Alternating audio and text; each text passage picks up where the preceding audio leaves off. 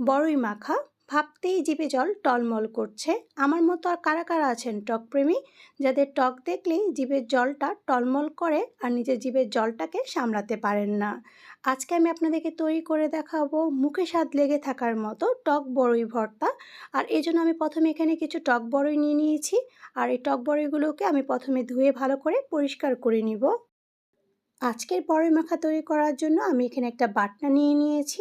আর এই বাটনার মধ্যে আমি প্রথমেই কয়েকটা শুকনো মরিচকে শুকনো খোলায় টেলে নিয়ে তারপর গুঁড়া করে নিচ্ছি। আপনারা চাইলে কিন্তু এই বাটাবাটির কাজটা পাটায়ও করে নিতে পারেন।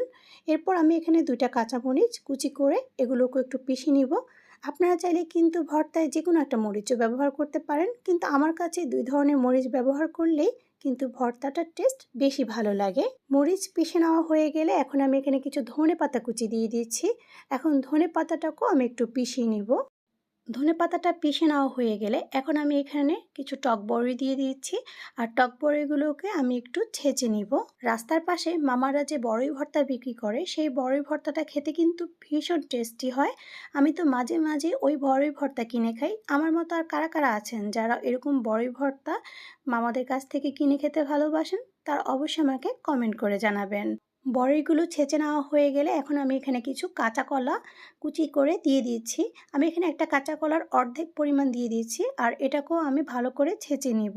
বড়ই ও কাঁচা কলাগুলো ভালো করে ছেঁচে নেওয়ার পর এখন আমি এর মধ্যে দিয়ে দিচ্ছি স্বাদ মতো লবণ, দিয়ে দিচ্ছি সামান্য একটু চিনি। তবে চিনির পরিমাণটা আপনাদের টেস্ট অনুযায়ী বাড়িয়ে অথবা কমিয়ে দিতে পারবেন বা চাইলে স্কিপ করতে পারেন।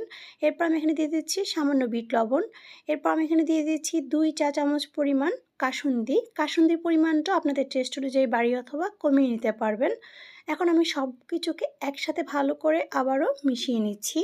সব কিছুকে একসাথে ভালো করে মেখে নিলেই তৈরি হয়ে যাবে মুখে স্বাদ লেগে থাকার মতো টক বড়ই ভর্তা। একবার হলো এইভাবে টক বড়ই ভর্তা করে খেয়ে দেখবেন, আশা করছি আপনাদের সবার কাছে অনেক বেশি ভালো লাগবে।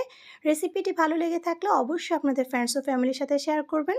আজকে তাহলে এই পর্যন্তই। সবাই ভালো থাকবেন, সুস্থ থাকবেন। আল্লাহ হাফেজ।